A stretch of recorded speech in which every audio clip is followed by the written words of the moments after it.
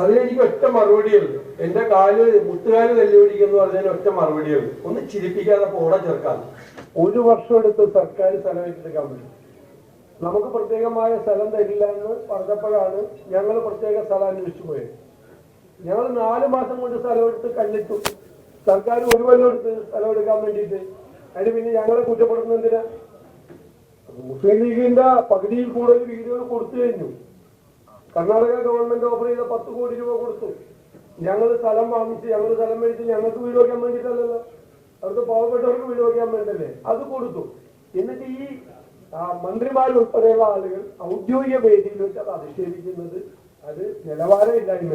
ഞാൻ അത് എന്നെ കൊണ്ട് ആ വാക്ക് ഉപയോഗിച്ച് എന്നത് ക്ഷമിക്കണം. പക്ഷെ പറയാൻ പാടില്ലായിരുന്നു.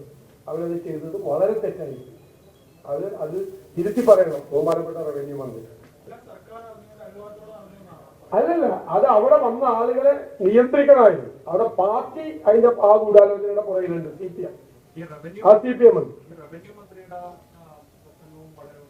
അതാണ് ഞാൻ പറഞ്ഞത്. റവന്യൂ മന്ത്രി അദ്ദേഹം അത് പിൻവലിക്കണം. അദ്ദേഹം കല്ല് കയറ്റി വെച്ചിട്ട് പോകുന്നവരെല്ലാം ഞങ്ങൾ എന്നുള്ള അധിക്ഷേപപരമായ പരാമർശം ഒരു ഔദ്യോഗിക പരിപാടിയിൽ റവന്യൂ മന്ത്രി CPIയുടെ വല്ല പൊളിറ്റിക്കൽ പരിപാടിയിൽ LDFന്റെ പൊളിറ്റിക്കൽ പരിപാടിയിൽ പോയി അദ്ദേഹത്തിന് പറയാം. ഇത് ഔദ്യോഗിക പരിപാടിയാണ്.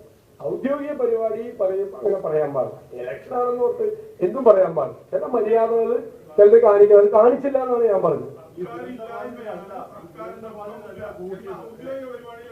നിങ്ങൾ ശല്യപ്പെടുത്തല്ലേ ദേവി? ഇവിടെ ആളുകൾ ചോദിക്കുക. നിങ്ങൾക്ക് ഞാൻ മറുപടി പറയുന്നില്ല. അതിന് പറയാൻ പറ്റില്ല.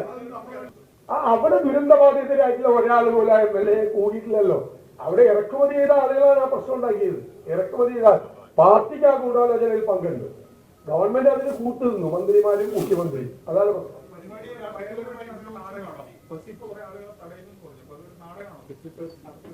അല്ല, അതൊന്നും ഞാൻ പറയുന്നില്ല. അദ്ദേഹം അല്ലല്ലോ അത് പറയേണ്ട. അദ്ദേഹത്തിന്റെ പരിപാടി അല്ലല്ലോ. DYFIയുടെ പരിപാടിക്ക് ക്ഷണിച്ചിട്ട് MLA പോയതല്ലല്ലോ, ഗവൺമെന്റ് പരിപാടിക്ക് പോയത്. തീർച്ചയായിട്ടും. പക്ഷെ അത് ആ പരിപാടിയുടെ ഗ്രേസ് കളഞ്ഞു.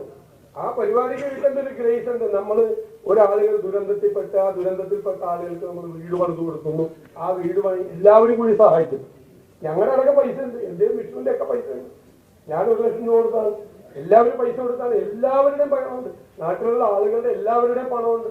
കർണാടക ഗവൺമെന്റിന്റെ ഉൾപ്പെടെ പണമുണ്ട്.